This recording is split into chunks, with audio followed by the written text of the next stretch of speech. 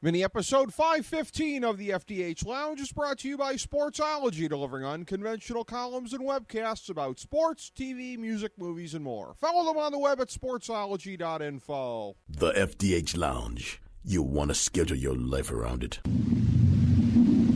A long time ago, on a gloomy, wet Cleveland spring night, two men stand alone amidst the late-night drizzle. Their voices echo across the vacant station parking lot as they debate the merits of the great American radio show that have been missing for far too long. On that night, an idea was born. That idea became the FDH Lounge.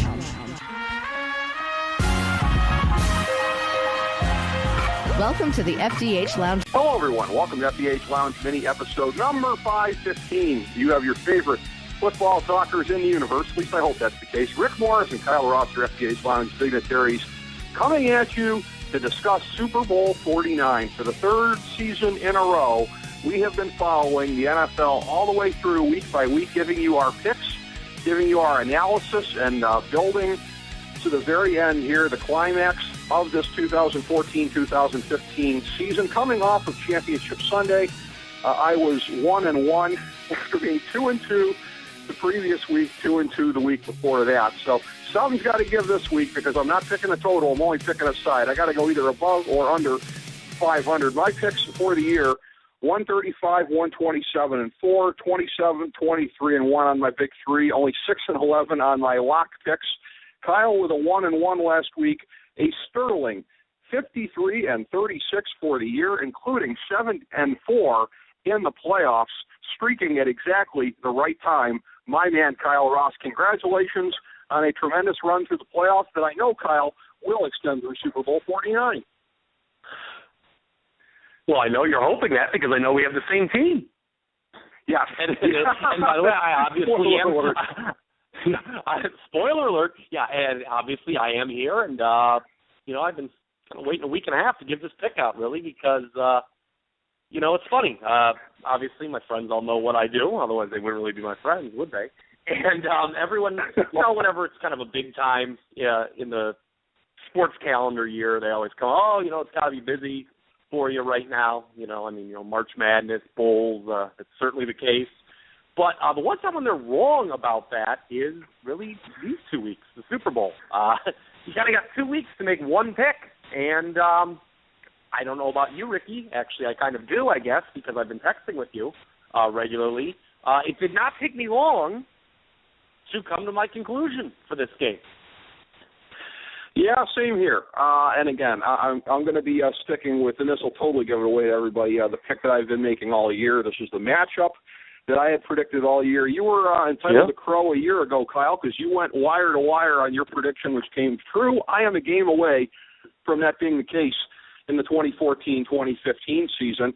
We got a lot to get into this week here with all of the storylines of the game. I have my usual oddities for the Super Bowl here, different historical nuggets that a warped mind like mine loves to look up, some statistical things. We'll get to all of that.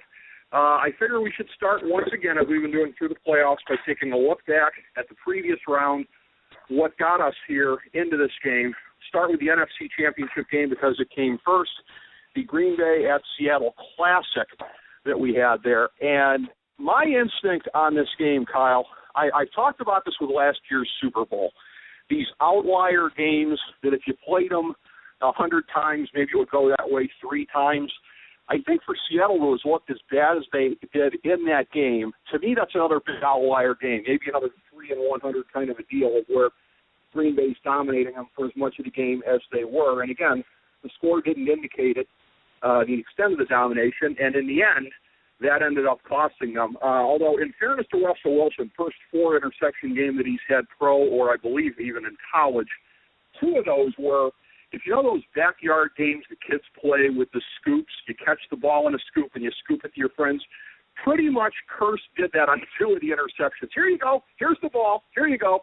So only really 2 of them, I think, was Wilson culpable. And there's a lot that we can hang Mike McCarthy on for the in-game decisions, and I think rightfully so. Yeah. I do think, though, lost in all of this is he's not getting enough credit for the game planning and how they attacked Seattle.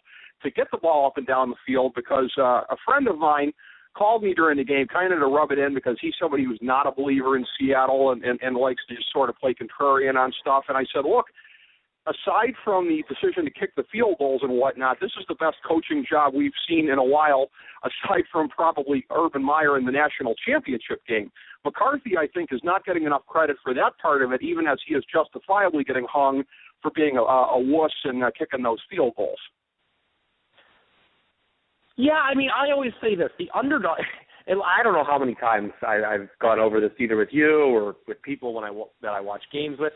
It just absolutely drives me insane when an underdog, which Green Bay was, and by the way, I had Green Bay. That was my win last week. I had them plus the points. I chalked that. I almost never do. I actually chalked that one up as a winner so early that I felt comfortable rooting for Seattle to come back. So who I've had winning the Super Bowl, at least for, there was a 2-week span, I think, when I got off their bandwagon mid-season. But anyway, with these underdogs, they come out with this aggressive strategy, and I really like what you said, because they do deserve some credit. They came out, aggressive strategy, and that's what got them the lead, but it should have been a bigger lead because he didn't stay aggressive, and he being McCarthy. That's the problem with these underdogs. I don't know how many times we see it. How many times do the underdogs race out to these leads and they blow games late? Why? Because they stopped being aggressive and they stopped doing what got them the lead in the first place. It's really frustrating to watch as someone who primarily bets underdogs. Now, a lot of times you still escape with the cover, but, in Green Bay's case, that's what really cost them. I mean, I was on, I don't know how much you stay and look on Twitter during these games. I think I saw you on there doing stuff during that game. The first field goal, everyone's like, ooh, that could come back to haunt him. And when he did it again, everyone was killing him. It's not like this was some shocking thing. I guess I shouldn't say everyone, but the people who I generally gravitate toward their opinions were all like, this is really bad, and it's going to come back and cost them. And I know that the people who don't like Seattle, like this friend you're talking about, were like, oh, well, what are you guys talking about? It's, what it was, 16-3 or whatever it was. And Seattle's dead. They look like crap. What are you guys complaining about these field goals? You need to take the points. You see what happens, man, with that conservative strategy. McCarthy's not been a very good in-game decision maker for years now.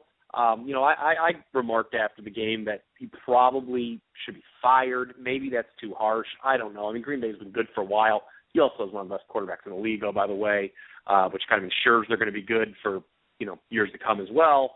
But it was really bad, and you saw Seattle, by contrast, take the risk with that fake field goal, which was perfectly executed, and that's why they won the game. They were just riskier. They went deep on third down and overtime to win the game, and that's what we see. I mean, it's all really, I have to say, and to your point about Green Bay, Seattle, how bad they looked, I remarked to a buddy through the first 3 quarters, I had never seen them play this bad in 3 years since Wilson came. And what was funny is I thought I had jinxed them because I had told him, Brian, you know Brian, I had told him the stat about how Seattle has had the lead in every game the last 3 years. I told him that, and I was like, here's where, because he's not a big buyer on Seattle either. And I was like, check this out. Every game that Seattle's played the last 3 years, they've had a lead at least at one point in the game. And he was like, wow. And then sure enough, they come out and lay the real egg for 3 quarters. I was like, well, maybe I jinxed them. And then they came back took the lead before it went into overtime. So I was like, well, the streak's intact. And as far as I'm concerned, I don't know if you thought about it, Ricky. I thought the whole thing was payback for that Atlanta game a couple years ago. When it kind of was. Where they came back and, ironically, the defense, which we always laud, and rightfully so, the defense gave up a field goal at the end of regulation at that one. It ended up costing them, and, they lost the game there and only forced overtime in this occasion. But, we've seen this with Seattle before. They don't get blown out. That's the sign of a good team. That's why we're right now. I mean, if you don't believe in point differential, as a better predictor of future outcomes than one-loss record, first of all, I think you're an idiot. But second of all, just look at the two teams that are playing in the Super Bowl. They have the two best point differentials, just like last year. It doesn't always happen, and yes, I know people who don't like advanced stats who say, what about the Giants who had a negative point differential won the Super Bowl? Well, that team stunk, and they were the worst Super Bowl winner ever, okay? And they got hot, is all I have to say to that. So, generally good, both of these teams, these teams are 1 and 2 in my power rankings. Before we go into our pick, I'll say this, and then we'll talk about New England in a moment. There's not as much to say on that game, I don't think. But, this is a very, on paper, even matchup, I think. These are two teams who generally do not get blown out. I know New England had the one bad game against Kansas City early in the year, and they usually take care of business against lesser opponents. That's the sign of a good team, not kind of close wins, this team knows how to win. Well, what does that mean? Well, excellent points. And Seattle, I don't remember if it was the second field goal or when it was. It was one of the field goals. There was one where they completed a pass to like the half-yard line and then set up for the field goal. Like, why would you run a pass pattern short of the end zone if you're going to kick it anyways? Because, again, kicking it from that angle at about 17 yards out because they were on the right hash, that's not a gimme. Sometimes you'd rather be back a few yards. So that made sense on no level what they were doing there. But you look at how much Seattle struggled to win. Yeah, I just wanted to say one thing about the field goal thing, so people are clear and maybe have a better understanding. Because you and I think maybe you and I are on the same page, and I think, and we, we talk about this off air, and so we know where each other are coming from. But just so people who are listening understand, the reason why not just us but other people are so adamant about going for it on 4th and 1 at the goal line isn't because we hate field goals. It's because of the kind of risk-reward involved. There's this fear that if you don't get in, it's the end of the world. And I don't agree with that. Because if you don't get in, okay, you get stuffed at the goal line. You're not going to, you're probably not going to lose 10 yards on the play. If you do, then that's a bad play call. But let's say you get stuffed at the goal line, you don't get in. Well, then the other team is taking over at the 1-foot line. And as long as you can play good defense, you're going to get the ball back in good field position, and you're going to probably just need 1 or 2 first downs to get the same damn field goal anyway. And then the reward of the whole thing, if you go for a 4th one, is obviously you get the touchdown instead of a field goal. So I just wanted to be clear that people understand kind of this argument. Great point. And, again, it's one of these things where Seattle is such a great team. You have to punch them in the mouth. You have to really get them down, step on their throat if you're going to beat them. Because my sense is, contrary to I think the way a lot of people looked at it coming out of that game, they almost look bulletproof to me. Because they're like one of these cyborgs in a movie that you shoot at it for 30 minutes and throw grenades in the face and whatever, and it keeps coming at you. Seattle is still standing, and that is not a good thing for New England. And turning to that game, I think the perception actually coming out of that was completely backwards from what I just said. Let's leave aside Tom Brady's deflated balls for a second here and that part of the game, and just focus on what happened on the field. And as you said, talking about what happened on the field there ain't going to take long, except here's the way that I want to frame this, is for the second year in a row, when the championship games were done, the early rush to the betting window was on the AFC team. The sense of how good Denver looked last year versus New England and what New England did to Indianapolis here. And I don't on any level get that. I don't get all the mouth breathers out there, the Joe Public types of, New England looked so good against that Indianapolis team, and Seattle didn't look so good against Green Bay. You talk about an oversimplification for where both of those teams are at this point. The early run of ignorant money on New England is a very good reason why people, I think, should be on Seattle. Yeah, and it's funny. I want to bring up points so people aren't confused. Again, I talk about point differential. Well, maybe the less informed are going to say, well, New England won by 38 and Seattle only won by 6. Well, what are you talking about? It's over the course of a season, a-holes. Yes. By the way, I have somehow in the course of the first 15 minutes of the program adopted your fairly demeaning tone about the general public when I'm doing an opinion of when John Q. Walmart speaks, he sounds like a real dumbass. But anyway, thank you, Al Snow. Year-to-date point differential. You're right. Point differential is something that you have to wait a couple weeks to see. You can't just base it, if the Tennessee Titans, for instance, I think they won pretty good against Kansas City in Week 1, if I remember. That was not a predictor of future success. It was just one game. Okay, they only won one game the rest of the way. Right. Anyway, so let me get back.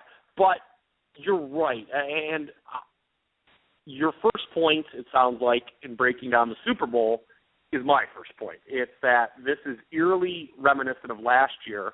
And it was funny, I was in Vegas for the conference championship games last year. And there was this big rush to the window to bet the Broncos because the Seahawks escaped by the skin of their teeth against San Francisco, who you and I said was a better team than either of the two AFC teams. I don't know. One could make a case that Green Bay is better than New England because they did beat New England. Now, it was close at home. And I don't think Green Bay is definitively better than New England. But then again, I don't think San Francisco was definitively better than Denver last year. We'll know after the Super Bowl. We'll know. If New England wanted to get competitive, then Green Bay was the second-best team. Yeah, I just think that, it's funny. I always point to that early money during the regular season. But if you listen to the pros, they'll tell you there's one exception. There's one game every year where the early money is not a reflection of what the Sharps are doing.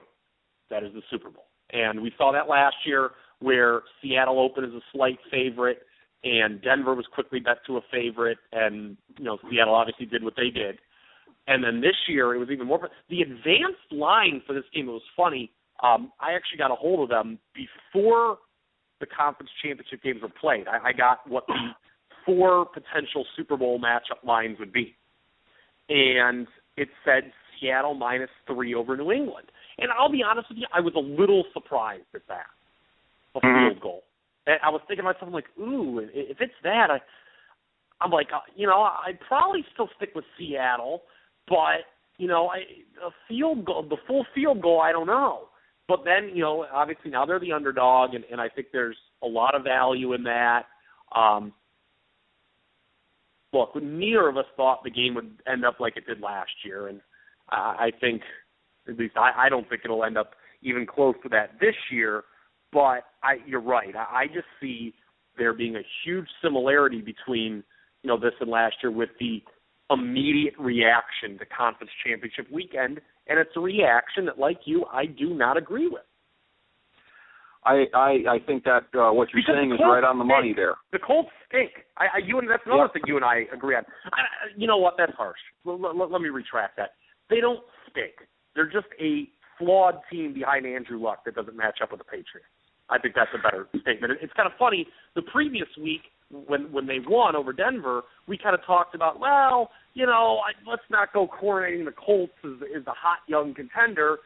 That game had a lot to do with what turned out to be an injured Peyton Manning and possibly a declining Broncos roster, that has since fired their coach.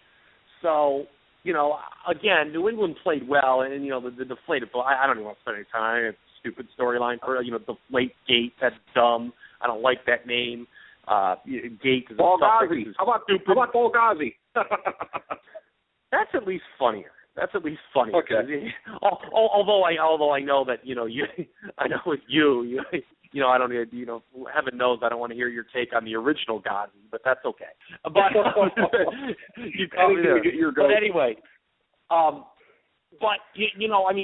deflated football camp isn't going to change 38 points. The Colts just stunk that game, but it kind of avalanched late. I just especially because it was a later game, I anticipated. I was surprised a little bit last year by the initial flow of money to Denver.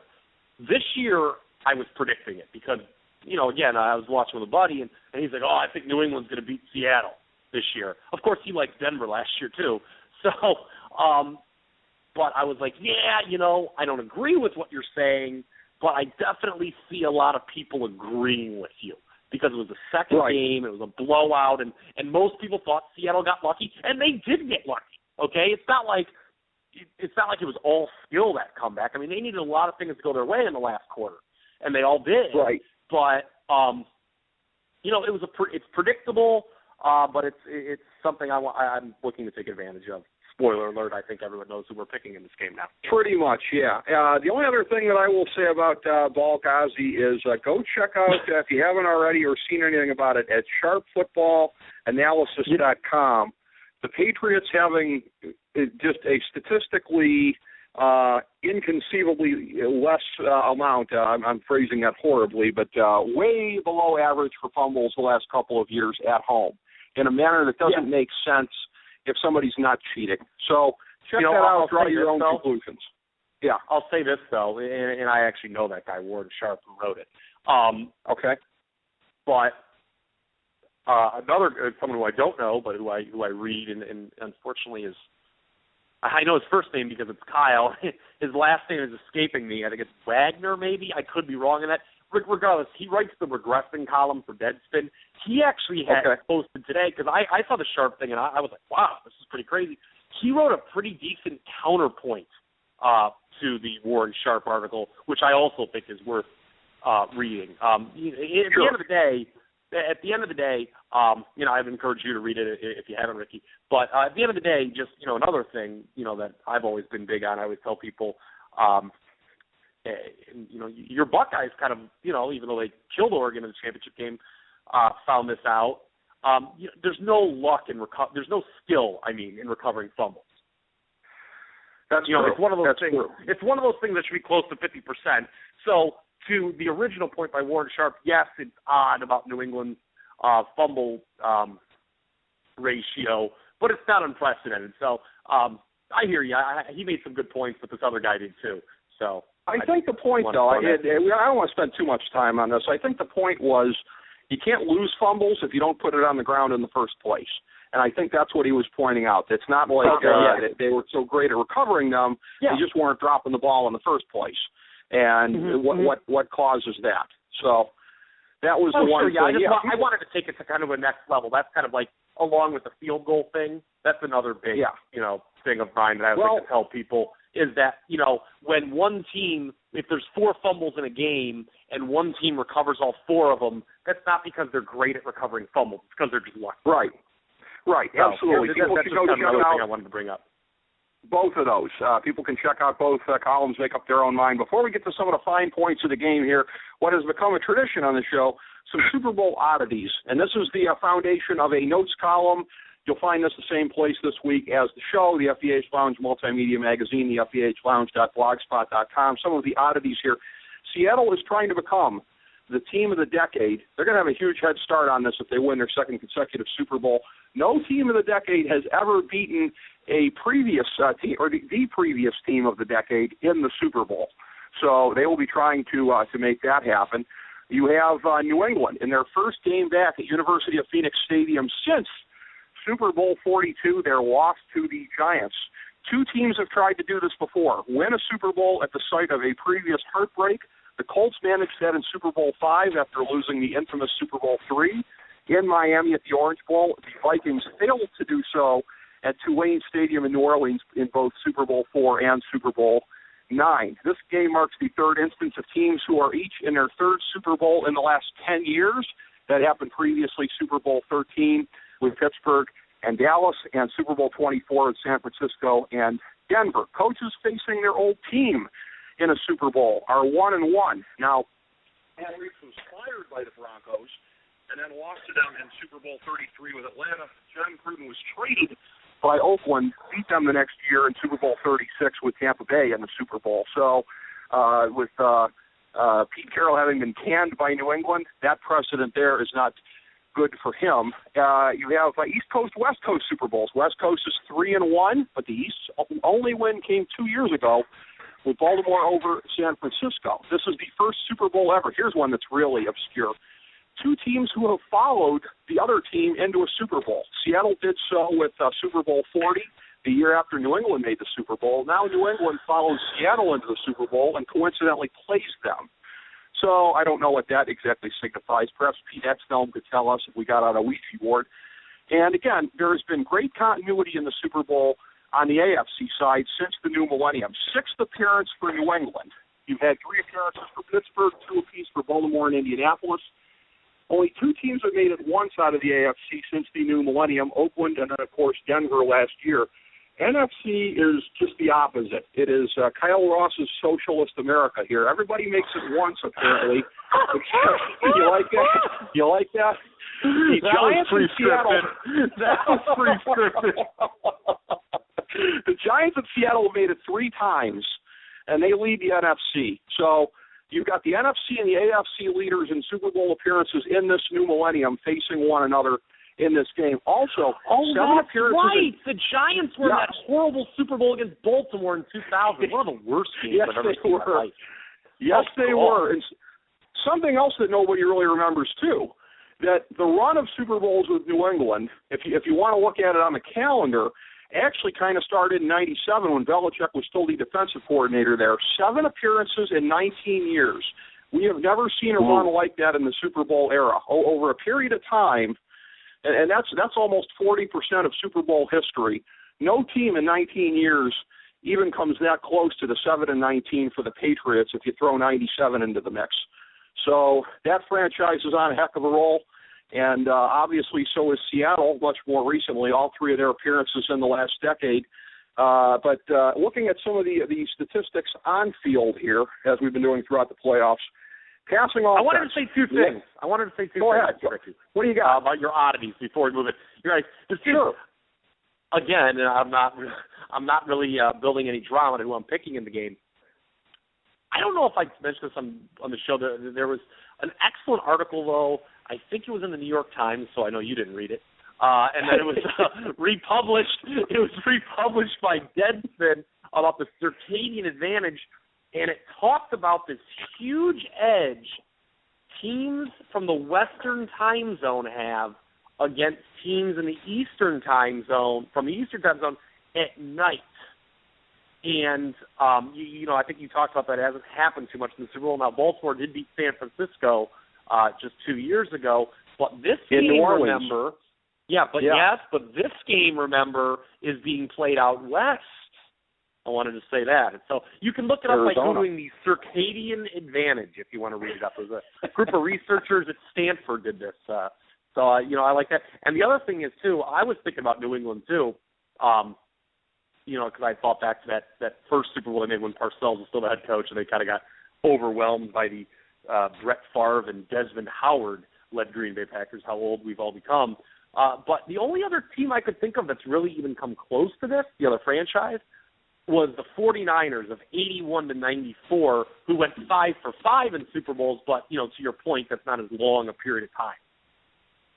Well, and here's the thing, too. San Francisco is actually comparable to New England in terms of being a team that was a threat to extend Team of the Decade into the next decade, because really, until the moment that Steve Young went down in, 96, they were still in it. They'd won a Super Bowl. They lost a couple of NFC championship games to the Cowboys.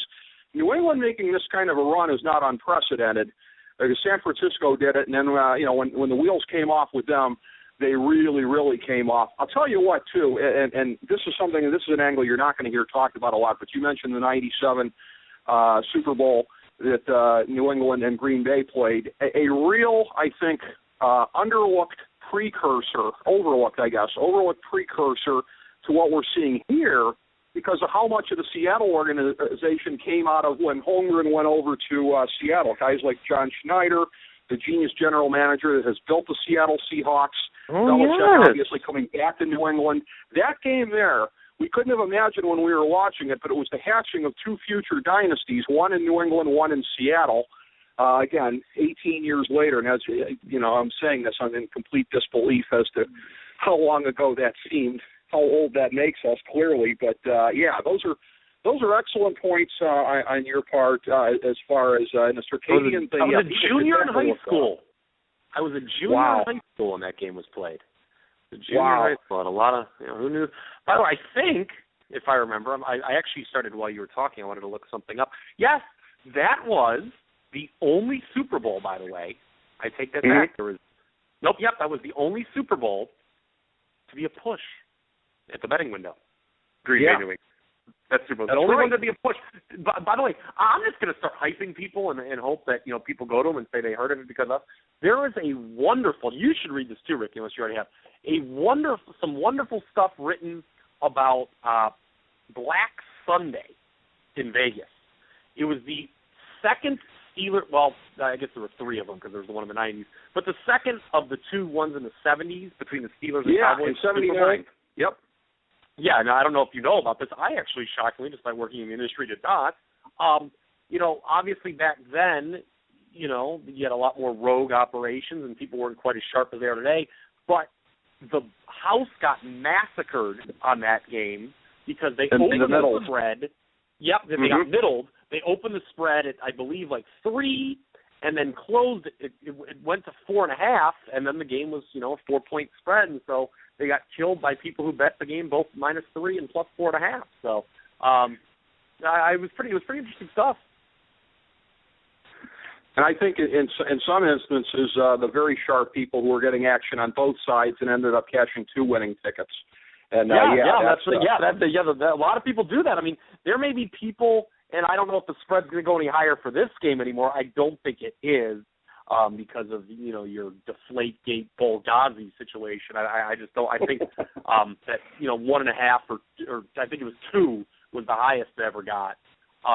Is the highest this number is going to be, and then obviously Seattle -2, 2.5, 3 if you were real aggressive and betted maybe even early before their game with Green Bay was over, which would be pretty crazy, seeing as you didn't know they were going to win.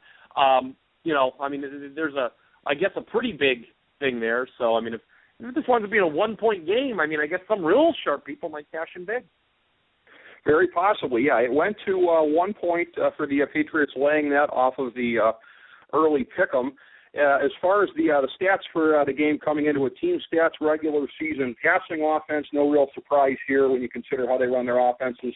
New England 9th in the league in passing, Seattle 27th. In rushing offense, New England 18th, although that's, as we saw in the Baltimore game, that's deceiving because they don't always commit to the run. And as we saw in the Indianapolis games, they do pretty good when they do. Rushing offense, number 1 for Seattle, but as we said going into Championship Sunday, a lot of that's because Russell Wilson with 800-plus rushing yards is essentially your second running back. Passing defense, New England 17th, of course, Seattle 1st. In that rush defense, New England 9th and Seattle 3rd. Time of possession, this may come into play a little bit here.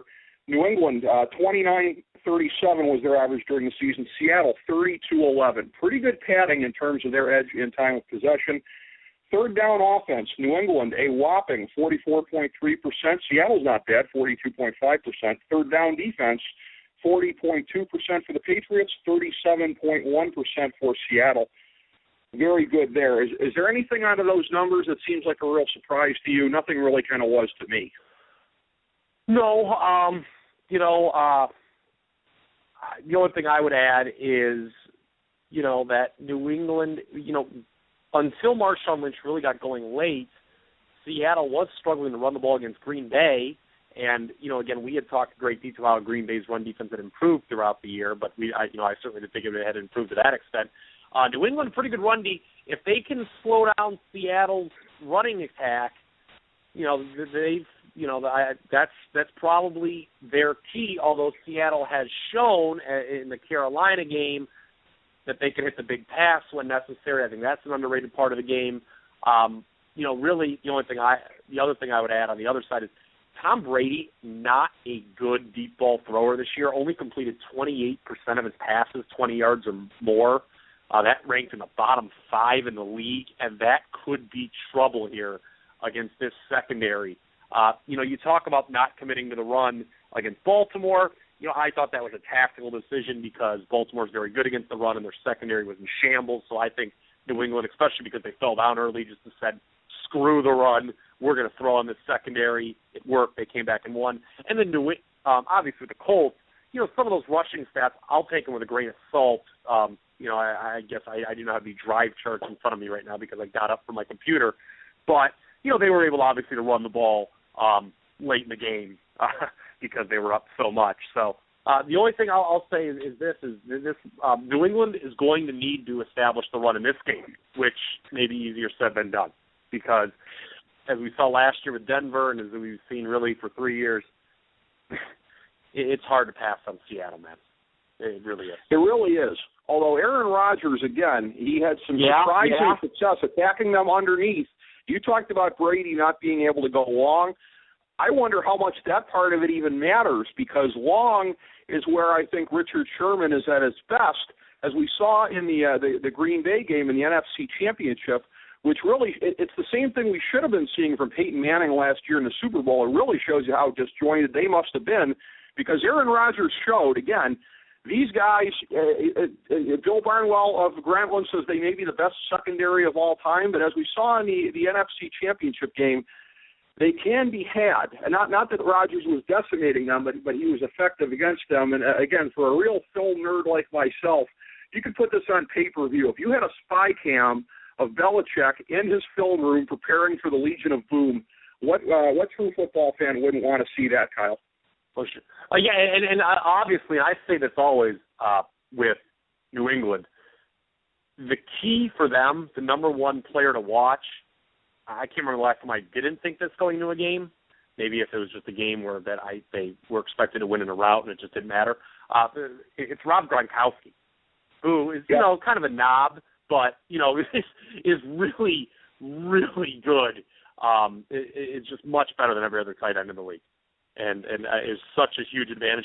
It will be interesting to see how Seattle attempts to cover him, because you talk about maybe going underneath. Gronk is the guy to go to there, and I'm really interested to see how Seattle defends Gronkowski. Here's the interesting thing about that is that Seattle actually, if the secondary, and again, there's no chinks in the armor. There are none when you're first in the league in passing defense. But against tight ends this year, not as effective as they were against even star wide receivers. And you saw a little bit of that in the NFC Championship game when Aaron Rodgers was even bringing the tight end into the game, arguably for the first time all year. So the fact that the word is out that apparently they're going to have Cam Chancellor on him a good part of the game there. Again, from a football nerd perspective, I don't want to be prisoner of the moment here. This is the 49th Super Bowl, but for one-on-one matchups, guys in their prime, Cam Chancellor, Rob Gronkowski, that's one for the ages in my book as far as one-on-one matchups in a Super Bowl. Yeah, it really is. It's Gronkowski. New England, it's funny. If you look back kind of at the, obviously it's recent times, he hasn't been with the team forever, dating back to the beginning of their run, but the times when New England has struggled in the last couple seasons have been the times when they haven't had Gronkowski. And he is a difference maker, and, I think he's a big part of the reason that I think New England doesn't get blown out like Denver did. Granted, that was the worst-case scenario for Denver. They got caught deer in the headlights, it almost seemed. But, because of Gronkowski, and for other reasons too, New England should do better than Denver did last year. Really, that's the case. But when you look at it, it's almost eerie as far as looking back to last year. Seattle returning a team that is, again, almost identical, some differences in there. But playing a team out of the AFC, a very, very star-studded team on the other side. Obviously, we talk about Brady and Gronk, and to an extent, on the offensive side of the ball, different from Denver last year. It doesn't go that much deeper on offense when we're talking real star power. Defensively, though, New England really has it over Denver of a year ago. When you're looking at Revis Island, when you're looking at Will Fork, when you're looking at guys like that, New England with their defensive depth, the media has had a lot of fun this week in covering the personalities involved in this. But for star power, one team out of the AFC, one team out of the NFC, you really couldn't do much better than what you've got here. Plus, at the marquee position, quarterback, you've got, and I've been making a comparison for a long time, Brady versus arguably, and I would say young Brady, not stylistically, but as far as being a guy who's just a winner. So there's just a lot of juicy star power for people to talk about, game plan about, and look forward to on Sunday. Yeah, it's funny. It's funny. You know, there's that W word, winner, and I kind of mocked a little bit earlier, and it's really interesting. And this is, and ultimately, I'll just make my pick now. Yep. New England at one point in the Brady era, you'll remember, I mean, everyone thought this guy was infallible. They won their first 9 play. I have them at Pro Football Reference right now as I stutter. They won their first 9, make it 10 playoff games with Tom Brady. That's what I thought it was. Okay, I don't really like the way this table's displayed. They won their first 10 playoff games with Brady, and everyone's like, "Oh, Tom Brady, most clutch player of all time. It's unbelievable. Oh, my goodness, guy can't lose." Since that time, they are